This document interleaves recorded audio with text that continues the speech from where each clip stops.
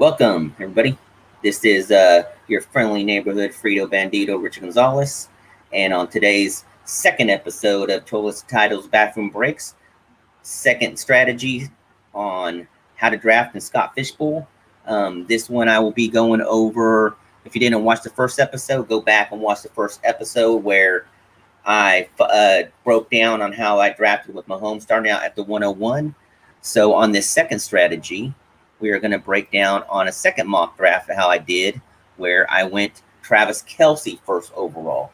Now, like I said, in this year's Scott Fishbowl tight end premium, man, Travis Kelce is a huge advantage to have him. But is he worth taking at the first overall pick? So here's a mock draft I did and stuff like that, kind of breaking down. On this one, I went sleepers with a couple of guys that are that are competing this year in the Scott Fishbowl. So I wanted to kind of break down how this draft went. Like I said, overall, I went Travis Kelce 1 overall. Starting out with him, kind of, depending on how everybody else drafts, as you can see, 1, 2, 3, 4, 5, 6, 7, 8, 9, 10 QBs went off after I drafted Kelce and stuff in the first 2 rounds. So as it came back towards me and everything, I did go QB. I went Ryan Tannehill. I think this year will be a good option in the in the Scott Fishbowl setup and everything. So getting him on that back turn and stuff like that, I really liked how it started out. Now, like I said, Kelce is a huge advantage with it being a tight end premium. You can see Darren Waller went over here in the first round. To me, Waller, I love him. I mean, he's my number 1 overall tight end, but I'm not gonna be biased and take him overall in this setup and everything. You got to go Kelce. As you can also see, Kittle went on at 2.2. Another great tight end to pick up. Now, after those 3, you kind of see Hawkinson went in the 4th, Pitt went in the 5th, and everything. So we'll see how they end up producing in this format. But let's get back to the strategy where I drafted Kelce. So, like I said, on the back turn, I did go Ryan Tannehill to start out to have 1 QB. And as the draft went in the 3rd round vertical flip, went back around. As it came back around, I went best bail. As you see, running backs were dropping off the board. Now, I could have went Swift there. I could have went Harris, but I couldn't pass up the opportunity on Jefferson and Thomas. Jefferson, after a great season last year, should be the true number 1 receiver in Minnesota this year. Now, hopefully, with it being you get a half a point for every first down, it's going to be huge and everything. So I really like Jefferson taking that next jump, even after a great solid year he had last year. Now, Michael Thomas, he should be. If you broke this down 2 years ago when he was the number 1 receiver going off boards, he is a Scott Fishbowl dream. Just the person you want to have. I mean, he's getting those slants for first downs all the time, receptions, tons of receptions. So he's a great, solid receiver to have. But like I said, after last year's injury debacle and just the production he put out, you can see how far he truly dropped. I mean, he's the 9th receiver off the board. I mean, that's a big fall for Michael Thomas after being the number 1 overall receiver drafted 2 years ago. But for me to get him in at 4.1, I'll take that. If he could get back to even 90% of what he did from that year, this will be a huge value pick at the 4th round. Now, as the draft kept on going, the next time around, you can see I was actually planning on drafting Derek Carr, but he was picked right before I did. So once that decision was made for me, I had to go with the best running backs that are on the board and everything. Now, Kareem Hunt, even though he's not the true starting running back at Cleveland, to me, I think he's a great option to have. He's going to have his games.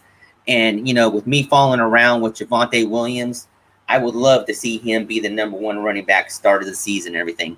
If that even remotely happens, this will be a solid pick in the 6th round with him being the number 1 starter. Now, Melvin Gordon is there and everything, and he's probably going to be the starting running back at the beginning of the season, but I can see Javonte Williams from day 1 already getting starting to get his little niche in there, and every game as the games go on, start taking more more role from Mr. Gordon. So I do like that pick. Now, I did come around the next round and went James Robinson, based off of everybody talking in Jaguars camp.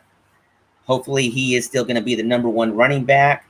Don't know what they're going to do with Mr. Etienne. So we'll kind of see how it goes. But I had to get some running backs after going the first rounds, non-running back.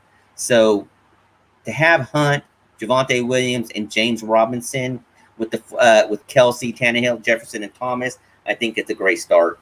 Now, as the draft kept unfolding, came back around, I got Mr. Claypool.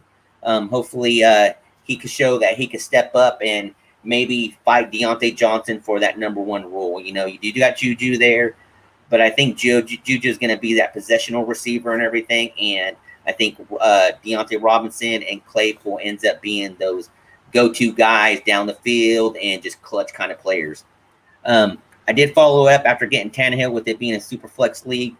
Probably not the best QBs to take, but these were the options that are available. You know, Jameis Winston, man,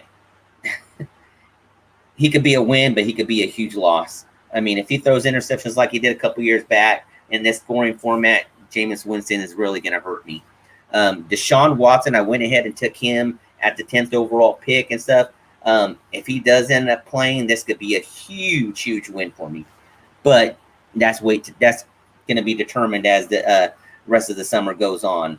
Hopefully he is their game one, but I just did it just to kind of see what happens. Now, after drafting Kelsey at the 1 overall pick, I did come back and get me another tight end, Irv Smith. This year, maybe Irv Smith takes that next jump and is fighting up into that tier with Hawkinson and Pitt with the production he's going to do. You know, a lot of people are talking about him, and hopefully he takes that next step to even get into that next tier. As I started rounding out the rest of my draft, I drafted Pittman, drafted back up at Madison, and then I went, as you can see, on a little kicker run. I do believe I was the first person in this draft to take a kicker. Went Tucker, then I went Zerline, then came back and got Mr. Indiana's kicker, Blankenship.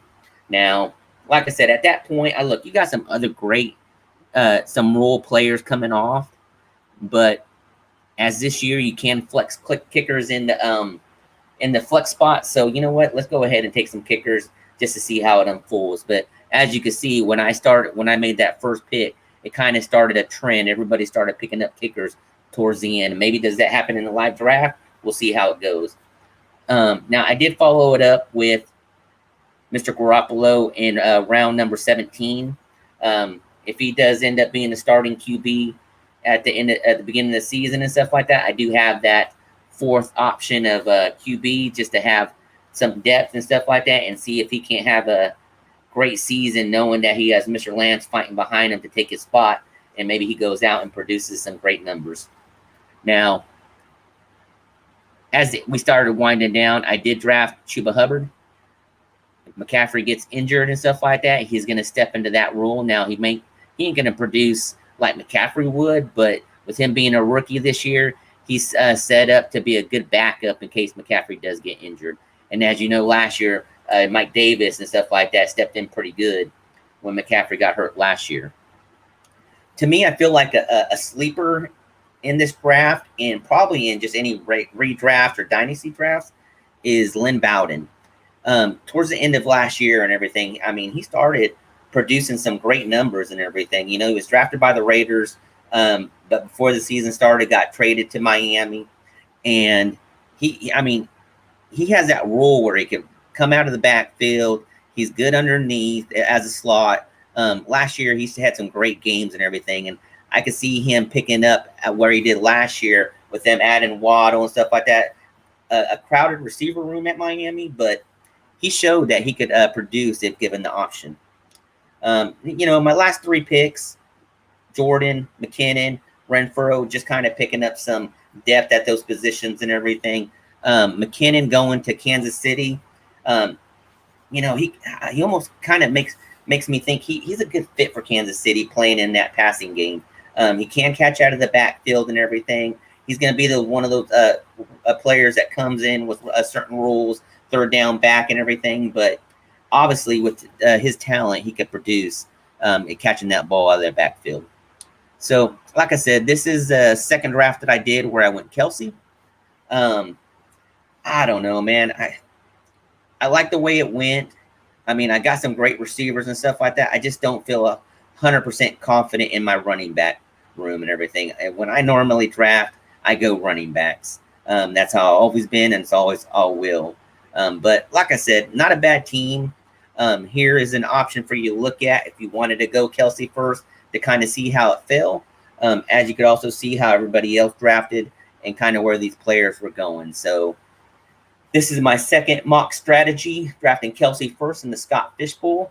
Like I said, man, give us some views. If you like what we're dropping, hit the like button and subscribe. Toilets Titles, follow the rest of the crew and everything. And this is Toilets Titles, Bathroom Breaks, and we will be back with another draft strategy. Thanks.